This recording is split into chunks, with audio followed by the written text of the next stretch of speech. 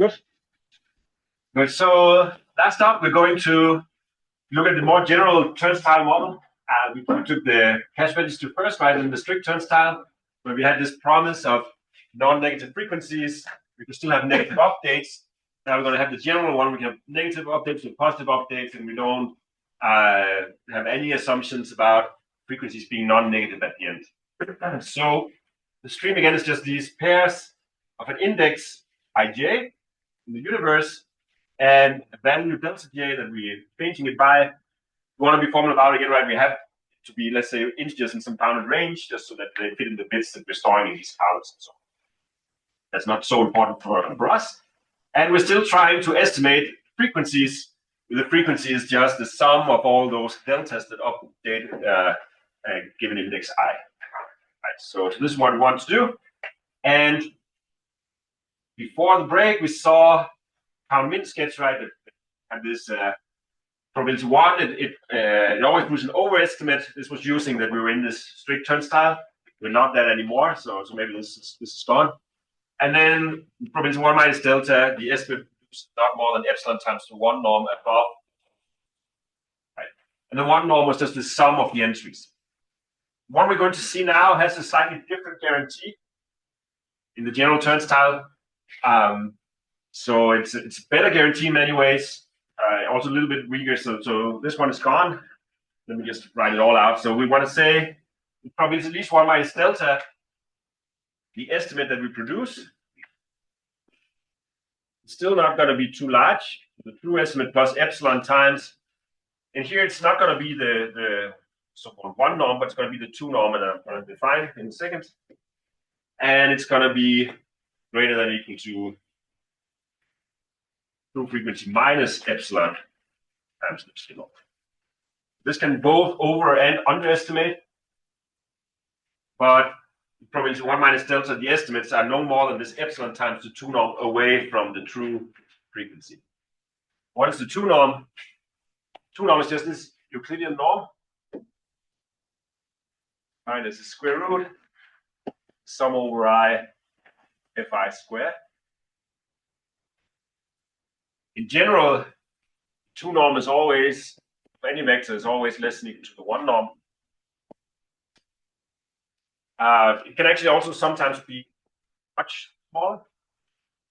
It can be as small as the 1 norm over square root of the universe size.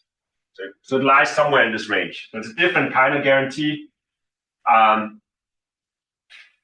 When is it good? I guess you can. What is an example of a vector where there's a big difference between the 1 norm and the 2 norm?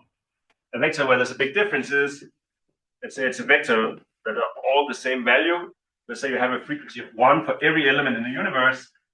Then the 1 norm of this vector here is just u, right? The sum of all the entries is u. The 2 norm of this vector is the square root of the sum of 1 squared. So this sum becomes u, so it becomes square root of u. So here there's a gap of square root between, right? The 2 norm is much smaller than the 1. This kind of guarantee can be much better than the one we got from the CountSketch because it's relative to this 2 norm of the vector, not the 1 norm of the vector. There's going to be one other parameter we're going to set a little bit differently, which is going to make the 2 bounds incomparable in some sense, but I'll try to say a little bit more about it at the end. But the one we're going to see now, we're going to try to aim for something like this that works in this general turnstile. We have both positive and negative updates, and frequencies can be negative.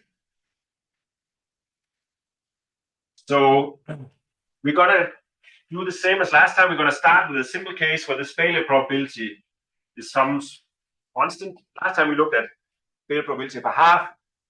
Because it's going to be more convenient later, we're going to look at a failure probability of a quarter.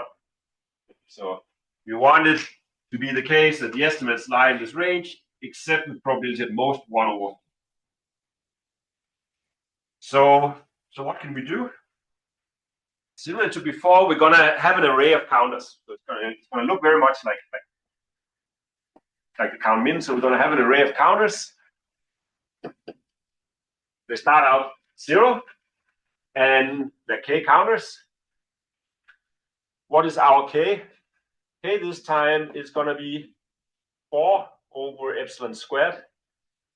You'll see later this is a good idea. Then we have not one hash function, but we have two hash functions. We have a hash function h from the universe when all the indices come into k. So this is similar to the one before. It tells us which counter should I store my frequencies for element I in. Then we have another one here, which is a little surprising. I think this is not so obvious what the purpose of this one is. We have another hash function g, and for every element in the universe, it hashes to a random sign, either -1 or +1. We say that h is universal. Right, so this was this low collision probabilities that we had before. G here is going to be strongly universal that we also studied last lecture, right? So, or pairwise independent, right? That's another name for this. Pairwise independent, which means that if you remember, it means that for all x not equal to y, one way of stating it is that hash or g, let's say g of x is uniform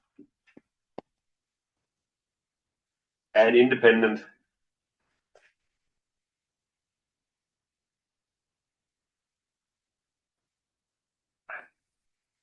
saw several equivalent definitions last time, but this was one way to state it. Like the hash value of any item is uniform random, and any two hash values are independent of one another. Just with two of them. So this is the property that this g function has. H is universal just means that collision probabilities are at most 1 over k. Right, in two distinct keys, the probability they have to hash the same as at most 1 over k. Okay, so these are the hash functions. So how does the data structure work? So we have again an update C and I with the value of delta. What do? We basically say we hash I with the hash function h, and then we're going to add delta to it, but we're going to multiply delta this random sign that the g function applies. So we're going to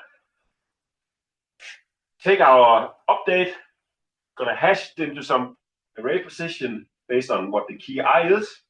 Then we're either going to add delta or subtract delta depending on what the sign this hash function assigns to the element I is. Just a little pricing perhaps with this g here, and then let's say estimate I. What do? We just return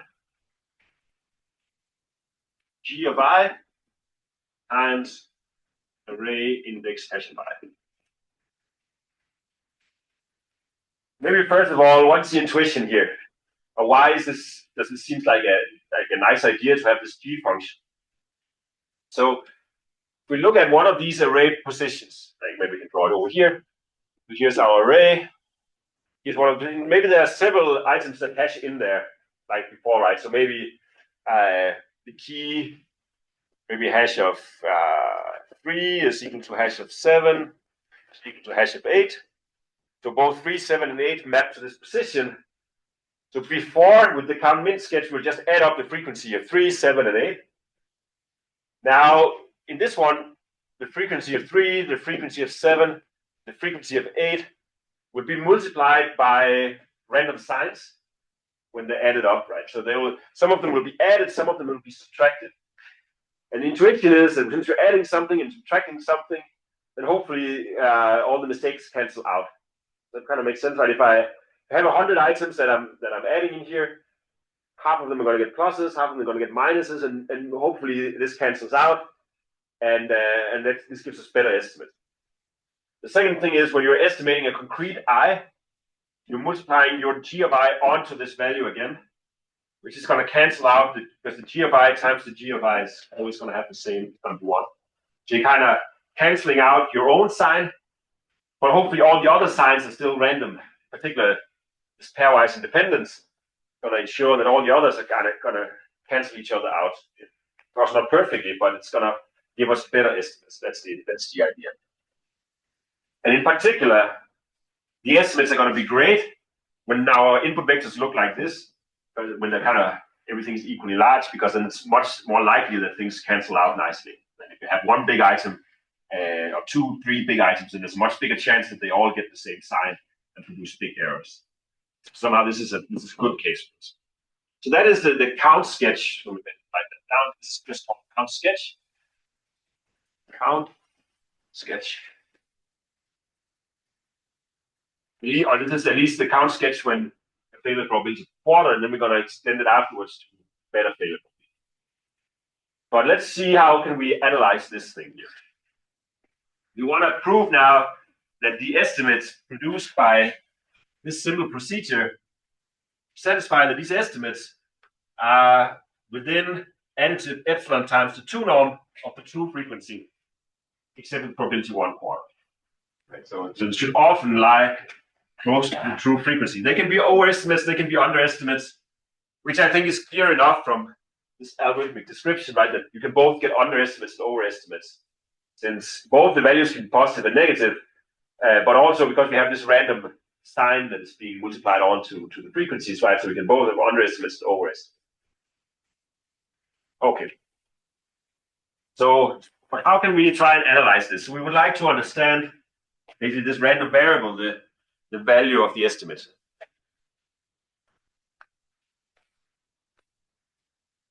So I guess similarly to before, we can try to look at what is the estimate of I. Well, it is equal to G of I times A index hash of I. We can write it out as G of I times, and now it's the sum, or maybe we could say, okay, the item itself always goes there, right? So with a value of G of I, it always goes to that entry that it hashes to. But then we have also the sum over all the j's not equal to I. Maybe we can say an indicator like we defined earlier for this item hashing to the same as I. If it hashes to the same as I, it's going to contribute G of j to this position times the frequency of j. That makes sense? So this is the actual value of that array entry, right? The actual value of the array entry is the true frequency of I multiplied with G of I, because that's how we update it. But also all the items not equal to I that hash to the same, their frequency multiplied with the G function on their index. Right? That's what they will be added with. This is the true frequency. And now I guess we can simplify it a little bit, because the product of G of I with G of I, no matter whether G of I is +1 or -1, the square of it is going to be 1. Right? So this just simplifies to I plus this sum over j not equal to I, indicator hash of j equal to hash of I, G of j, f of j, and oh, there was also this G of I outside the whole sum. Let me just move it in so it says G of I in here. So this one is of course multiplied onto the whole sum. So this is what the estimate is. And basically what we're interested in, as you can see down here, right, we're really interested in knowing, so you can see the estimate is equal to the true frequency plus all that noise over there, this sum over all the j not equal to I. And we want to know what is the probability that that noisy term is no more than epsilon times the 2 norm, right? So we have this, let's call it x again. This part here, let's call that x. And what we have to argue is what is the probability, or a bound probability, that absolute value of x is greater than epsilon times the 2 norm. Makes sense? This is precisely when we have an error, right? Because our estimate is the true frequency plus this x. We're okay as long as x is less than or equal to epsilon times the 2 norm. So we have a mistake if it is greater than epsilon times the 2 norm, the absolute value of x. Okay. So this looks again like things that we've tried to bound before. Right? We have a random variable, we want to bound the probability that it's large. So we have some inequalities we can try to use. Maybe as a first sanity check, let's look like we can use Markovs in this case here. So it's the first one to check, right? That's the easiest inequality. Can we use Markov on this random variable here? Yeah. No. Exactly, right? This can be a negative random variable. We have these signs and so on. So Markov's inequality is not applicable in this setup. Also, we're looking at the absolute value over here, not just the random variable itself. So Markov does not seem to be the right answer here. Then we also saw the Chernoff bound at some point in the course. The Chernoff bound we could use, we're actually going to see it again today. The Chernoff bound we could use if we had a sum of independent 0, 1 random variables. And they all had to be all independent of one another, not just pairwise independent. This is not really the case here, right? There's some frequencies that can be large values.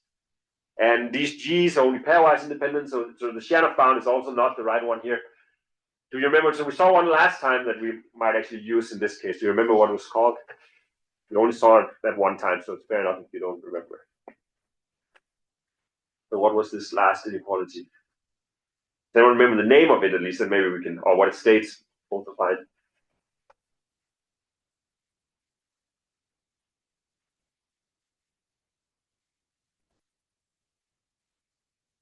Fair enough. Otherwise, let me just say what it was. We used it last time. It was called Chebyshev's inequality. Chebyshev's. So this one is saying for random variable, yes, technically with finite variance, it says and for all t, the probability x minus its expectation greater than t is less than variance of x divided by t squared. So this was Chebyshev's inequality, and let's try to see if we can use it here. There's some things that look kind of similar, right? There's definitely some absolute value in the expression. There's an absolute value over here, though here there's an expectation of x. Oh, I'm missing an end of this absolute value, like this. So it looks a little bit like something we could use. I think if we want to try and use it, I guess we need to figure out what is the expectation of x and what is the variance of x. These are the two ingredients we need to figure out. So maybe let's start by figuring out what is the expectation of this x here, this thing that we have here. Let's try and see. So expectation of x, it's just the expectation of a sum, so we use the narrative expectation like we've done many times, so we can move it in. So it's a sum over j not equal to I. The fj is the constant, so that one outside, and then we have the expectation of indicator random variable. Then we have a g of j, g of I. Now we have the expectation of a product of 3 random variables. What did we have when we have an expectation of a product? We can sometimes do something to it, and when can we do something to it? Remember? I have the expectation of a product, and sometimes I can simplify it. Maybe a rule similar to linearity of expectation.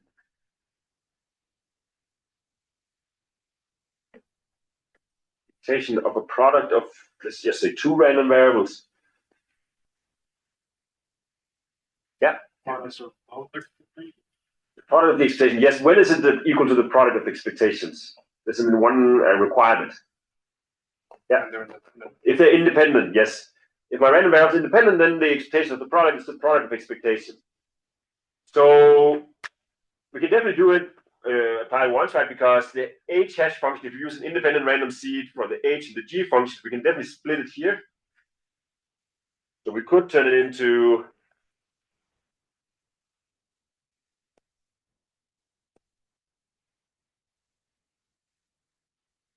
like this. That would be okay. because the g hash function and the h hash function are chosen independently of one another. Now let's focus on this one here, the g hash function. There's still a product of two random variables here. Can I do something to this product again? Can I do the same? Yes. Because this is true. Exactly. Because this is why we chose g to be a strong universal hash function, because for any two keys that are distinct, their hash values are independent. Right, so this is exactly the reason for choosing a strong universal hash function here, because we have this expectation of a product. This turns into the product of these expectations. So yeah, let me write it out.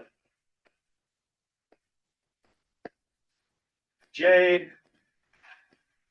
Let's keep this one as it is for now.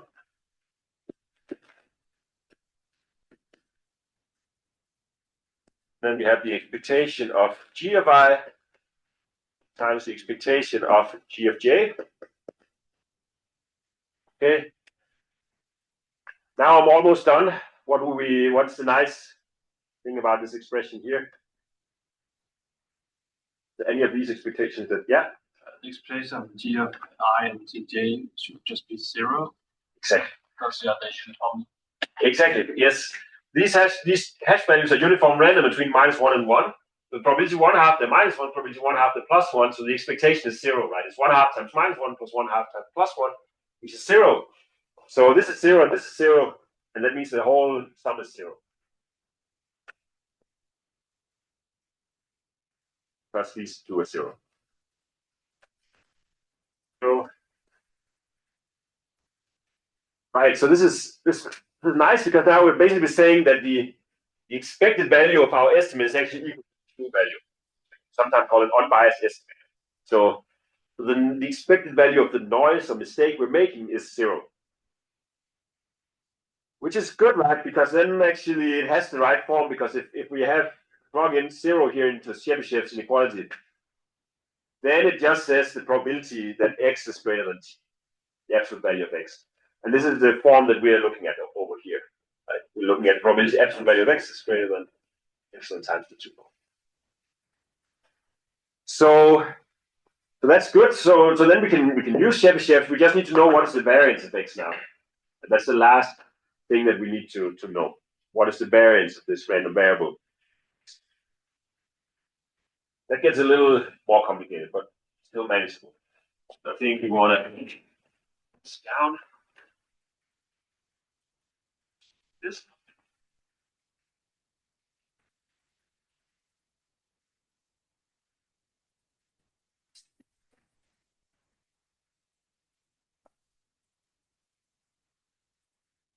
What is the variance of x? So then I guess we have to recall what is the variance of a random variable. It is, I guess, there's several formulations. One of them is the expectation of x minus it's the expectation of x minus the expectation squared.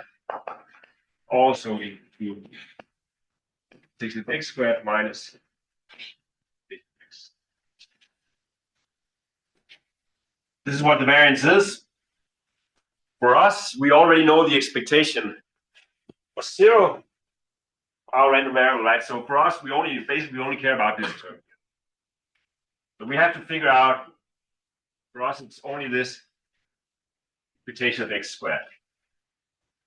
Maybe let us just write it out. So now it's just an expectation, we have to compute. So let's log in the value of x, right? It's the sum over j not equal to I. And then we had, see, here I have fj. We had this indicator for hash of I, hash of j. We had g of j and g of I. Right, is that all? Yes. Yes. And then this is squared.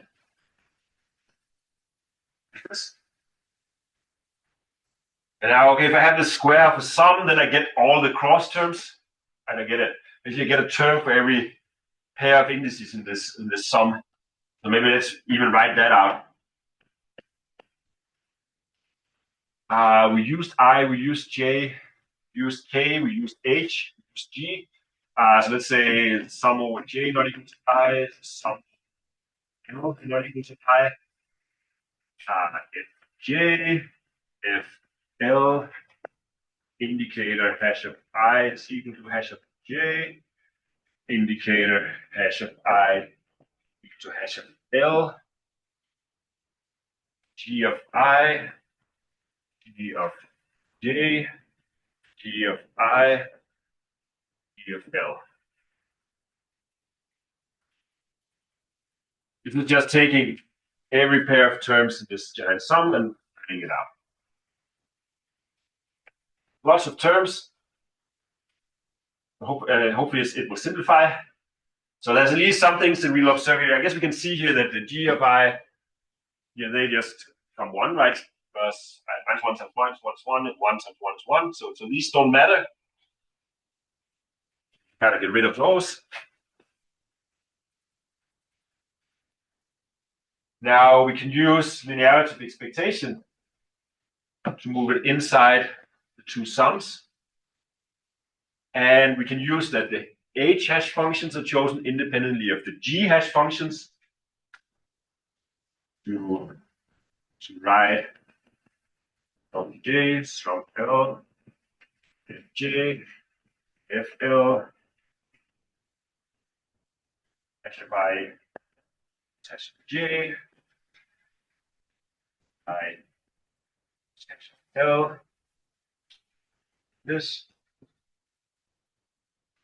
g of j, no.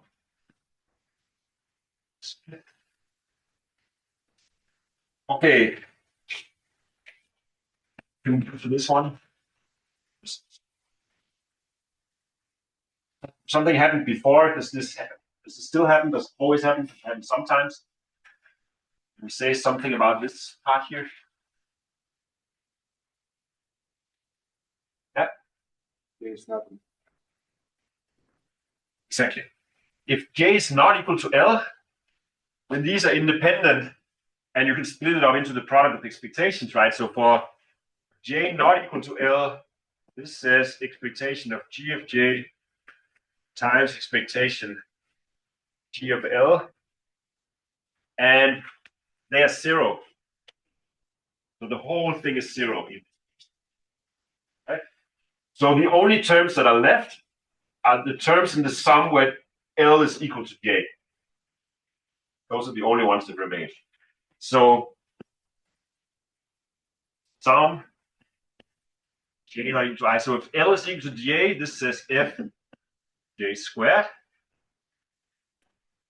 Gj times gj is 1, so that is gone.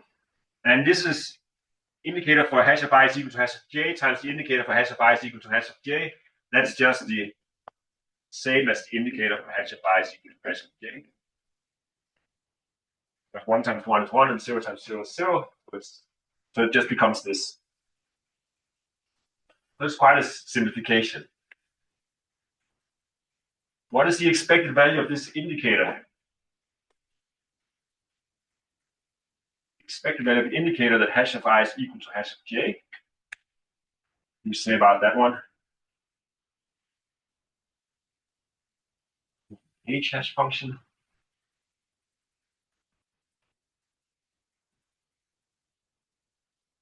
Yeah. It's Exactly. H is chosen as a universal hash function, which means that for any two distinct keys, the chance they hash the same as most 1 over k. The expectation of an indicator is the probability that it's 1. Right, so this is the probability that hash of I is equal to hash of j, which is at most 1 over k. So it is less than or equal to sum over j not equal to I f j squared over a. Let's get rid of this explanation for the line above. Like this. And now we're basically done. We can say, oh, this is also less than equal to if I just sum over all the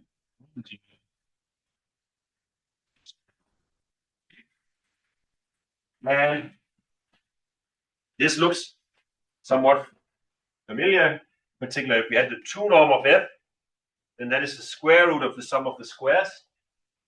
Here we just have the sum of the squares. So this is also equal to 2 norm of f squared. by k. Makes sense? So now, and this was the variance of x. Now we found the variance. Even though it looked scary at first, it actually turned into like a simple expression here. And now we can use our Chebyshev's inequality over there, right? Because all we needed to know was we had needed to have a bound on the variance. We already figured out the expectation was 0, so we can continue from here.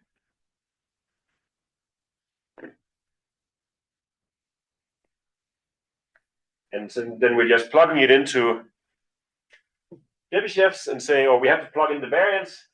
The variance was square of the 2 norm divided by k, and then we have to put in our t squared. So then we have epsilon squared, 2 norms squared. 2 norms cancel out, right? Then we have 1 over k epsilon squared. And now we can see we chose our k to be 4 over epsilon squared. So we get 1/4. So the probability that our estimate is too large is at most 1/4. This followed by using this, all the properties we've seen in the last couple of lectures, right? Properties of the hash functions, universal, strong universals, Chebyshev's inequality, and rest. Okay. So this handles the case where we wanted a failure probability of just 1/4. We can, of course, now we want to handle a general. Yeah, question?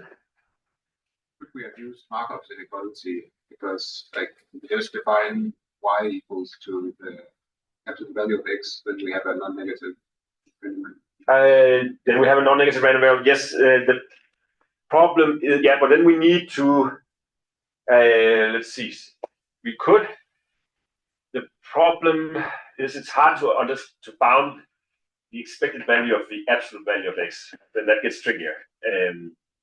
Typically, you also get weaker bounds if you try to do it like this. Chebyshev's, if you have a bound on the variance, Chebyshev's typically gets you stronger bounds. But it's right. But if you wanted to use Markov on the random variable y equals absolute value of x, then we would need to understand what is the expectation of y. And this gets a little tricky. And even if you write out linearity of expectation, then you get some kind of expectation of an absolute value of a sum of something. But then you cannot really pull the expectation inside the sum anymore when you have the absolute value around the sum. Right? So that's, but it's a good point. But it will cause problems here to do it like that. Actually, the way to prove Chebyshev's inequality is to do something similar. Use Markov's inequality on the square of the random variable y being the square of the difference between the two. So that's actually how you prove Chebyshev's. So you could do it. The most you'll end up with is to recover Chebyshev's. Okay. But let's now try to boost this to a general failure probability delta. We could again have just increased the size of the array, and we would get something. I guess we would get something like maybe divided by a square root delta because Chebyshev's squares things in here. So probably we could have done something like that, but that's not what we're going to do. I guess maybe we could set it here. I guess we can see, no. So if we wanted this to be delta, we should just set k to be 1 over delta epsilon squared. Sorry, right? It says right here. We could do that. We just set it to be 1 over delta epsilon squared, and we'll get it. But that's not what we're going to do. We're going to do something similar to what we did before, to have multiple copies of this data structure. It's a little bit more interesting now than last time. A little bit harder to work with. So let's try and do it.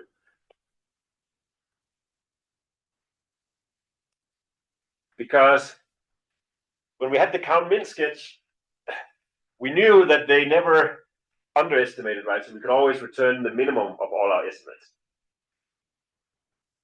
So what we have now is, so the natural thing is to say, let's again have T arrays of size this 4 over epsilon squared. To become clear why I chose to have error probability a quarter instead of a half. We'll see that later why that's a good choice. So that's our K in all of them. And T is going to be some constant times log 1 over delta. So we'll figure out. So it'll be order log 1 over delta, not exactly a log base 2 of 1 over delta. But we're going to have these multiple ones. The updates are going to be like before. The obvious extension is just going to be loop over all your arrays. And in the jth array, you use the jth hash function of I, and you use the jth g function also. Like this. So you have t different g functions, t different hash h functions with their own random seeds, and you just update it like you each of them you have your own g. So maybe sometimes you add delta, maybe sometimes you subtract delta. Each of these places where you map to. Now the question is, what is the natural way to estimate now?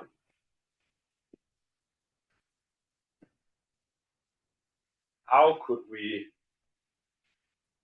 What would be a natural way? We should not return the minimum, right? Because we can have underestimates, and then you're going to take the worst underestimate. Yeah. So what would be a natural thing to return here? Do you think? That kind of two natural choices. We have maybe yeah. Maybe. I think the average is one of the natural things. And let me hear, is there another bit also that I can explain which one is best? Yeah. The median, right? These are the two natural things, right? There's the mean and the median, or the average and the median. Right? Both make sense. So let's try and argue what happens in both cases. So return. Then either it's the median or the mean. Mean is the average. Okay. And then we say G, J, A, J, hash, J. So it's going to be one of the two. Typically, when you do the mean, so that's not the one. So let me say why it's not the one, or what you get if you do the mean. It gives you something. If you do the mean, what happens if you take the average of t IID random variables is that the variance goes down by a factor t.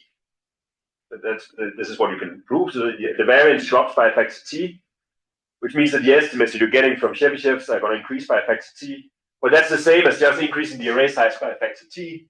So it's going to give you the same 1 over delta epsilon squared instead of something better.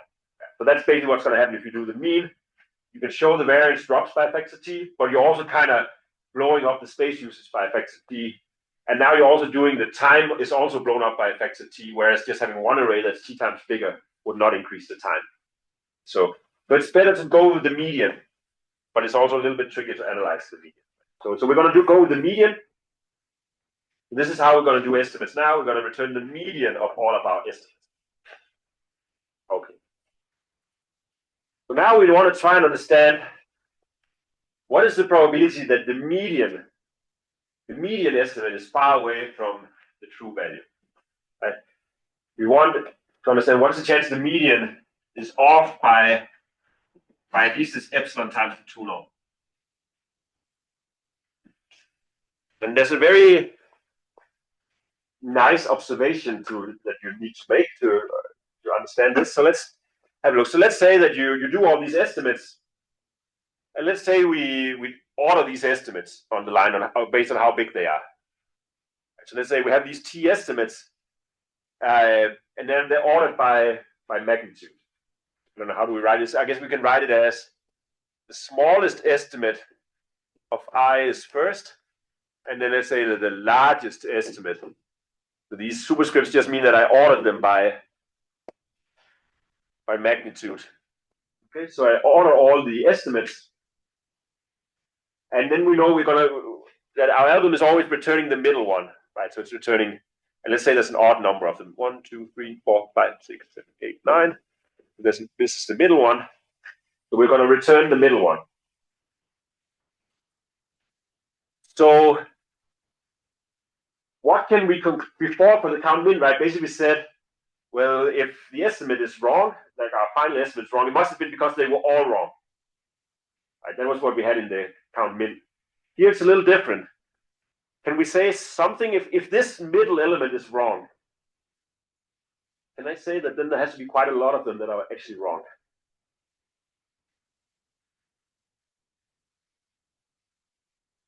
Yeah. At least half of them have to be wrong, right? Because let's assume first, let's say this was too small. Right? If this estimate here, if the middle, if the median, so this is the t half, rounded up or whatever, t half estimate, if this was too small, it was actually less than f, the true value, minus epsilon times the 2 norm, then because they're ordered, right, then this is also too small, this is too small, this is too small, this is too small. And then at least half of the estimates were too small. Similarly, if it was too big, then because all of this half is also bigger, so then half of them were too big. Right? So we can only, the median can only be wrong if at least half of all the estimates are wrong. Okay. So now we want to bound what is the probability that at least half of the estimates are wrong. This is what we're going to try and do.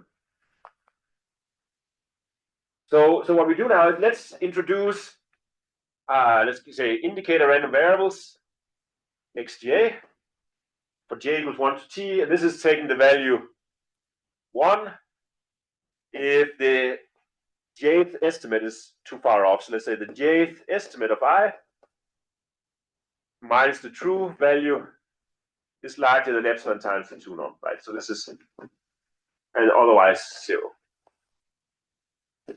Make sense? So I'm saying I'm going to count 1 for every one of these arrays where my estimate is too far off to be a valid output. And then we just argued the probability that our estimate, the one that we produce, for f hat of I, probability this is too far away from what it's supposed to be, is no more than probability that some of these j's is at least t half. And that's what we argued before, right? There has to be at least t half of these estimates that are wrong in order for the median to be wrong. So the probability that our estimate is wrong is no more than the probability that there's at least t half of them that are wrong. Make sense? Okay. Now again we have some random variable here, a sum of random variables in particular. We want to know something about the probability that it's bigger than something. What kind of tools do we have here? And which one do you think is the best one to use in this setup here? What can we say about these random variables here, right? There's 0, 1 random variables for sure. What else do we have about them?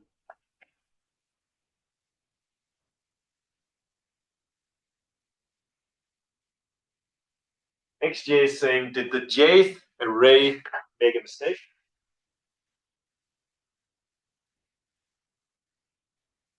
They're independent, right? Because we use independent random seeds for our hash functions, from our h's and our g's. So these are independent 0, 1 random variables. And we want to look at the sum of them. What is the inequality that we have for this? Remember the name of it at least? Saw it in the hashing with chaining lecture. So I guess it's the last one, the one we haven't used yet.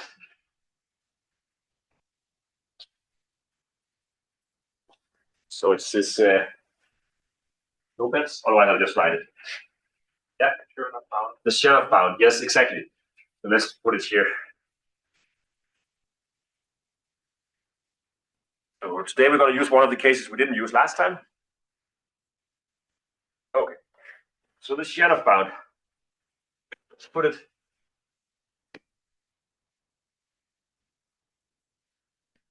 So this is for x.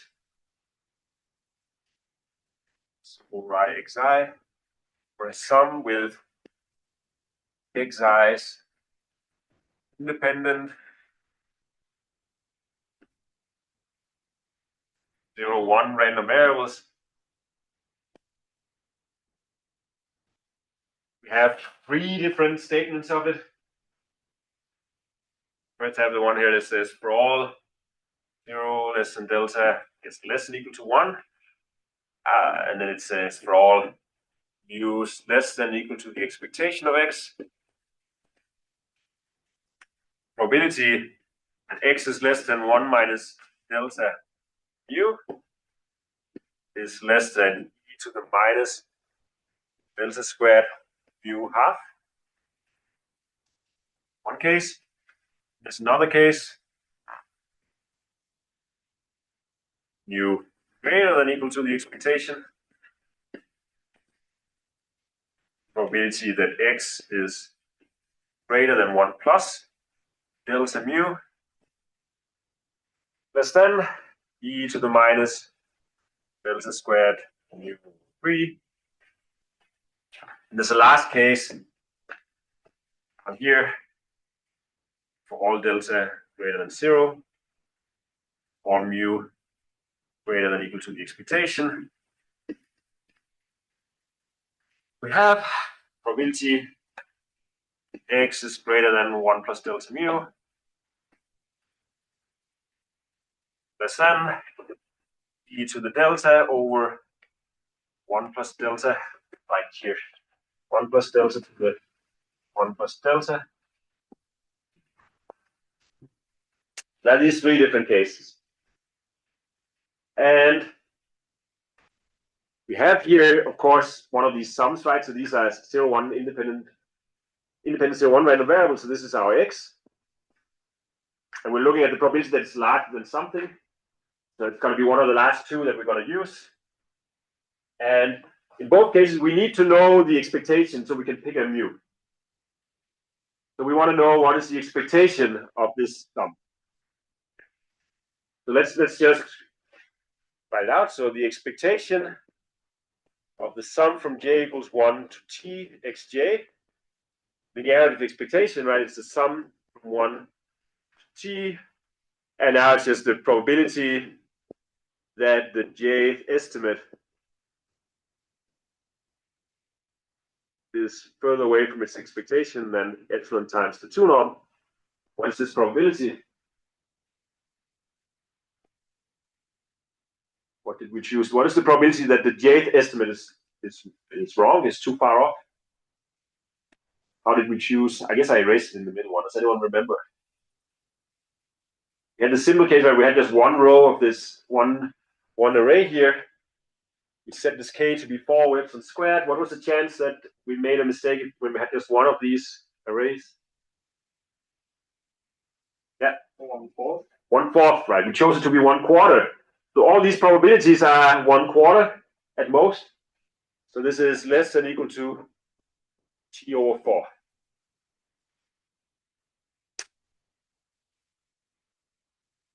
So the expectation is at most t over 4. And what we are looking at is what is the probability that the sum is at least t half, right? That was what we were trying to bound. Good. We want to know what's the probability that the sum is at least t half when we know the expectation is at most t quarters. So I guess we can try and use one of those two. This whole thing here. So we're gonna pick this mu to be t over 4, right? But then we have a mu that is at least the expectation. That's our mu. And then we would like this formula 1 plus delta mu should be equal to t half. That's what we care about, right?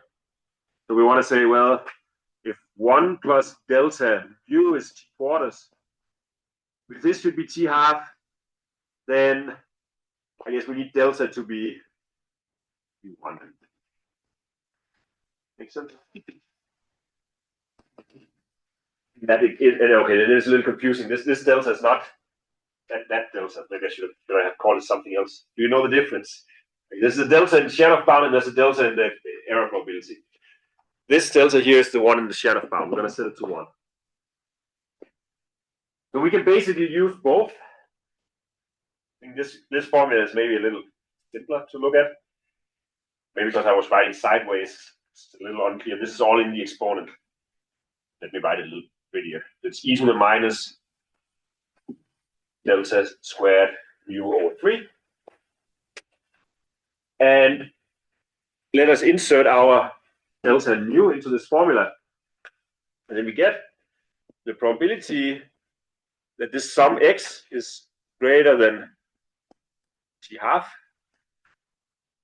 is less than e to the minus, our delta was 1, delta squared is 1, mu is t half, and then there's a third, so t over 6. That makes sense? No, mu was quarters, sorry, it's not 6 here. 1/4 times a half, it's an eighth. Sorry. Right, because we have or what is it? No. Mu is 12. I cannot compute with real numbers, so t over 12. Yes, you insert t quarters. Here, right, we have a third, that's t12, and this is 1 squared. So e to the minus t over 12. We would like now, we want the final failure probability to be this delta. So not that delta, but the delta in our failure probability over here. So all that we need to do now is to pick a t that works. So we want to say we would like to have e to the minus t over 12 should be less than equal to delta. And this is what we would like.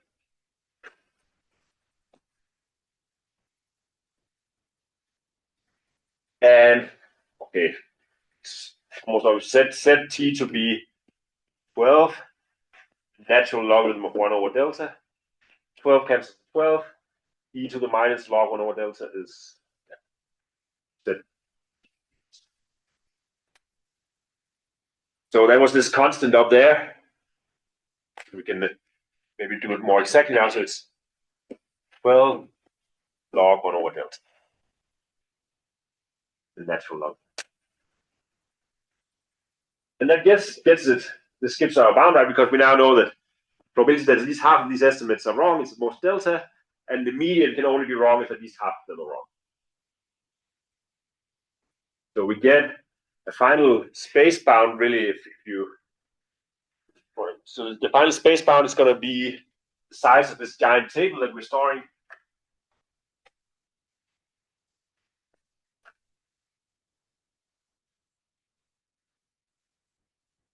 The final memory usage space. Going to be at least the whole notation 1 over epsilon squared log 1 over delta. One can prove that this is optimal if you want to have these estimates in error too long. This is the optimal space bound up to constant axis. Not do better. There are lower bounds for this. Also the time. So the time here to update and query, the update time is order t, right? You have to just loop through t entries. The query time, you have to compute a median of t entries. Does anyone remember how quickly you can compute a median of an array of things? Yeah, linear time. In linear time, yes. There are also deterministic solutions for doing that. You can also do randomized, but there's linear time algorithm for computing the median.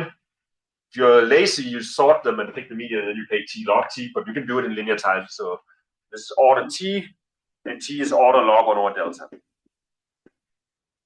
So this is also low. So this up here is optimal. This has been proved. Space bound is tight. I had it at work a long time ago, and as a PhD student, we proved the only lower bounds for this time to update it together with Elani Nelson and Hui Wen. Don't remember the year anymore. And we prove that the time has to be at least like square root log 1 over delta. That's still like this gap.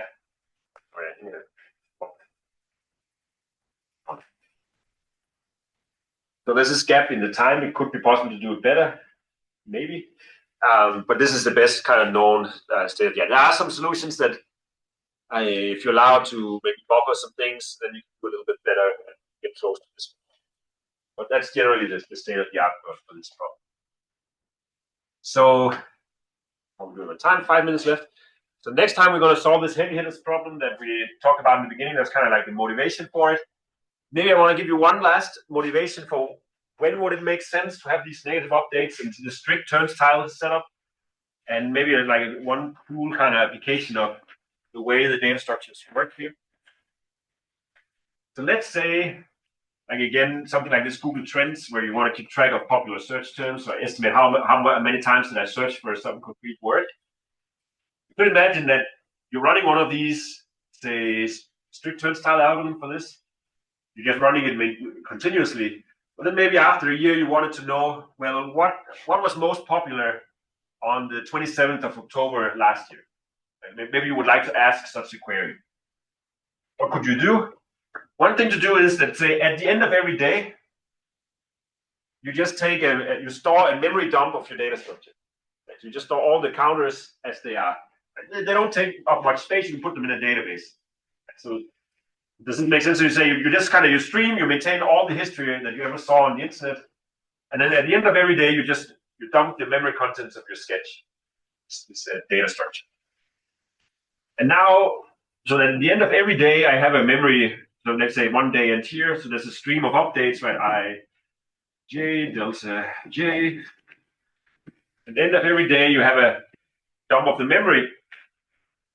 Now, if I wanted to know, the really cool thing is, let's say I would like to have a data structure on only the updates in this time period here. What I do is I could go and I could find memory contents here. I could find the memory contents here. These are just these tables of counters, right? So I have 2 tables of counters that I have stored. This table here contains all the updates in this entire stream up to this point. Right? This table contains all the updates up to here. What I could do is I could now overlay them and subtract them off entry-wise. Right? So I just subtract all these entries from all these entries. What do I get? Because the way that the data structure works, right, is it just takes all the frequencies and adds them to this position that you hash to. So if I subtract them off, what I get is this exact same data structure as if I had only run the updates in this time window. Does that make sense? It's because I have this linear property that I'm just adding up all the counts that I see to these concrete entries. So if I subtract them off, the difference is going to be all the updates that happen in between here. So in one sense, this is also kind of saying, you can think of it as, first I do the positive updates corresponding to this entire prefix, then I subtract off with negative updates these, everything up to here, and then actually all my counts are going to be non-negative, right? Everything appeared a non-negative number of times in this window. So that's maybe one motivation for why this strict turnstile also sometimes appears. Maybe you could also say things log into a server and then they log out. So maybe you count up one when they log in and decrement when they log out, then you also maintain this non-negativity. But one really interesting thing is this, because these data structures are just storing sums of things in the entries, they have this linearity problem. You can just kind of subtract 2 data structures from one another, and then you get the data structure corresponding to the difference between the 2 sequences they were in. They're kind of linear data structures, if you will, linear sketches is the formal name for it. Quite good. Yeah. And that's it for today. Then I guess it's Janus next week.